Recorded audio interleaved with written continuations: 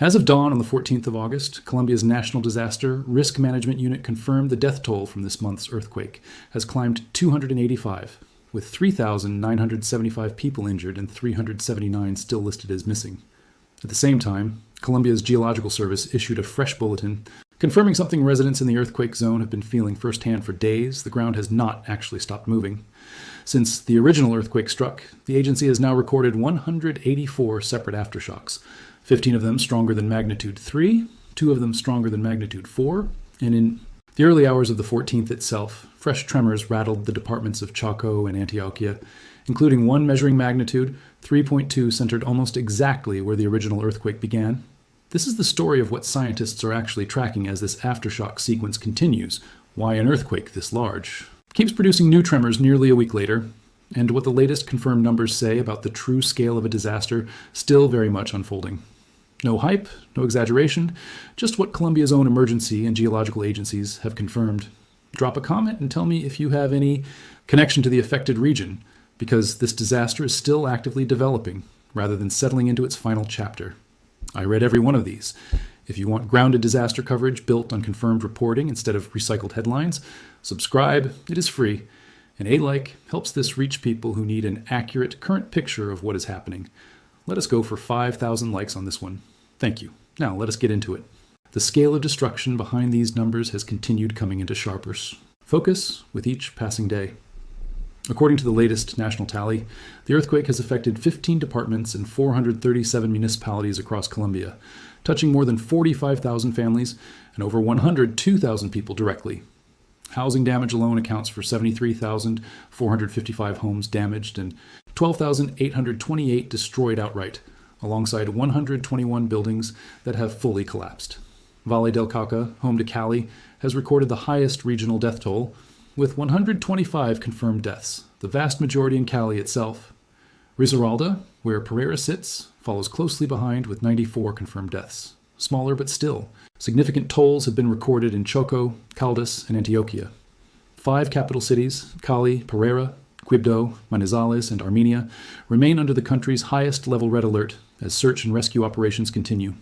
To understand why the ground has kept shaking nearly a week after the main earthquake struck, it helps to understand what an earthquake this size actually does to the surrounding rock, because a single rupture of this magnitude does not simply release its energy and stop. When a fault ruptures violently enough to produce a magnitude 7.4 earthquake, it does not just shift the specific patch of rock that broke. It redistributes stress across the surrounding fault network in ways that can trigger a whole cascade of smaller ruptures over the following days, weeks, and sometimes months, as the surrounding crust gradually settles into a new equilibrium. Seismologists describe this general pattern using what is known as Omori's law, a well-established observation that aftershock frequency tends to be highest immediate Y after a main shock, and then decays over time, though not necessarily smoothly and not necessarily quickly. Julio Fierro Morales, director of Colombia's Geological Service, confirmed this was the strongest earthquake felt in the country in the last decade, and the agency has been explicit and consistent in its public messaging that continued aftershocks, even significant ones, remain a normal and expected part of a sequence following an earthquake of this size, rather than a sign that a second major event is specifically imminent. The depth at which this earthquake originated adds another layer to understanding why its aftershock pattern has looked the way it has. The main shock struck at a depth of roughly 103 kilometers, deep enough that seismologists classify it as an intermediate depth earthquake, occurring within the subducting Nazca Plate as it continues sliding beneath the South American plate along the Ecuador-Colombia Trench, rather than at the shallower boundary between the two plates themselves.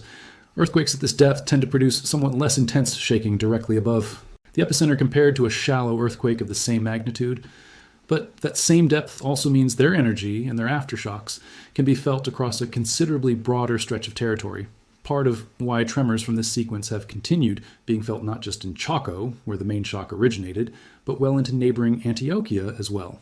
The human toll behind these statistics continues to be measured through an agonizingly slow, methodical process that explains why the confirmed death count and the missing count have moved the way they have over the past several days. As of the most recent detailed accounting, 250 bodies had been formally received by Colombia's National Institute of Legal Medicine and Forensic Sciences, with 227 of those already identified and 189 already returned to grieving families for burial. That process, recovering a body, transporting it to a forensic facility, confirming identity, And finally, returning it to relatives takes real time, even under ordinary circumstances. And a disaster spread across 15 departments and hundreds of municipalities, some in genuinely difficult to reach terrain, has stretched that process to its limits. It is a large part of why the gap between confirmed deaths and the number of people still listed as missing, 379 as of the most recent count, remains so significant nearly a week after the earthquake struck, and why officials have been careful not to treat either figure as final. There is also a broader regional seismic context worth understanding, because this earthquake did not strike a part of the world unfamiliar with major seismic events. The Colombian Geological Service has specifically pointed to a magnitude 7.2 earthquake that struck the same general region back in 1979, noting that this part of Western Colombia sits along a genuinely active stretch of the Ecuador-Colombia Trench, where the Nazca Plate's continuous eastward subduction beneath South America has produced large earthquakes repeatedly over the historical record. That context does not make this month's disaster any less severe, but it does help explain why Colombian seismologists were not entirely caught off guard by an earthquake of this scale originating from this specific stretch of coastline, even if the exact timing and severity of any single event remains impossible to predict in advance. The response to this scale of disaster has continued mobilizing significant international resources as the week has progressed. The World Bank announced on the 14th of August that it had disbursed $200 million specifically to support Colombia's emergency response to the earthquake, adding to aid commitments already pledged by the United States and other governments in the earthquake's immediate aftermath. President Abelardo de la Espriella, whose administration was barely 3 days old when the earthquake struck, has continued personally touring the hardest-hit regions, visiting Quibdó, Pereira, and towns across Valle del Cauca in the days since, while separately unveiling a broader reconstruction plan aimed at addressing what officials acknowledge will be a lengthy and financially significant rebuilding effort once search and rescue operations conclude. So what does the continued aftershock activity actually mean for people currently living in the affected region? And this is worth being precise about rather than either dismissing it or overstating the danger. An aftershock sequence producing occasional magnitude 3 and 4 events nearly a week after magnitude 7.4 main shock is squarely within what seismologists consider a normal, expected pattern.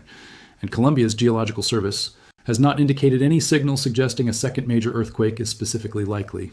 That said, aftershocks of this size are not inherently harmless either, particularly in a region full of structures already weakened by the original earthquake.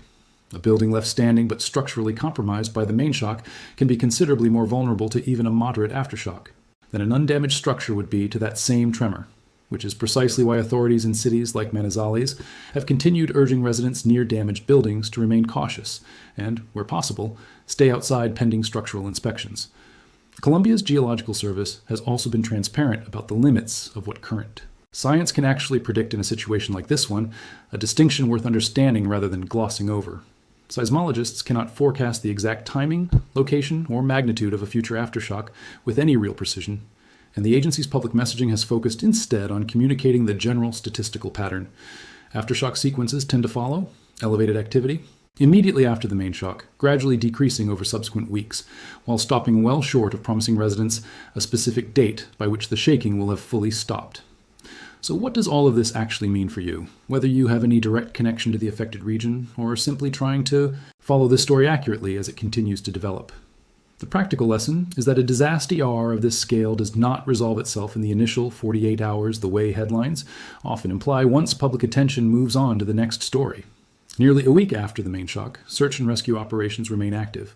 The confirmed death toll continues rising as forensic identification work proceeds, and the ground itself has not yet fully settled, with new tremors continuing to strike the same region as recently as the morning of the 14th.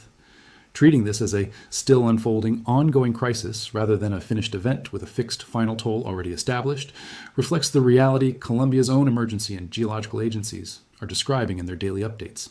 The honest, grounded summary is this. As of the 14th of August, Colombia's earthquake death toll stands at 285 confirmed, with 379 people still missing and nearly 4,000 injured, spread across 15 departments and more than 400 municipalities. Colombia's Geological Service has recorded 184 aftershocks since the original magnitude 7.4 earthquake struck, including fresh tremors overnight into the 14th centered near the original epicenter in San Jose del Palmar, a pattern the agency describes as a normal, expected continuation of the aftershock sequence rather than a warning sign of an imminent second major event. Forensic teams have identified 227 of the 250 bodies recovered so far. International aid, including a $200 million disbursement from the World Bank, has continued arriving. And Colombia's brand new government, barely a week into office when the earthquake struck, continues coordinating. A recovery effort officials acknowledge will stretch on for a considerable time to come. We are going to keep tracking this exactly the way we tracked it today, straight from Colombia's Geological Service, its National Disaster Risk Management Unit, and the reporters actually on the ground in the affected departments, not recycled. Headlines. Subscribe so you do not miss how this aftershock sequence and the broader recovery effort continue developing, because based on the agency's own data, this story is very much still active. And leave that comment below. Tell me if you have any connection to the region affected by this earthquake, because behind every one of these numbers is a real family still waiting for news. Because behind every one of these figures is a forensic worker in Bogota confirming an identity so a family can finally hold a funeral, a resident in San Jose del Palmar who felt the ground shake again this week in the exact same spot where this all began, and a country still counting nearly a week later exactly how much it lost. 5,000 likes on this one. Let us go. See you in the next one.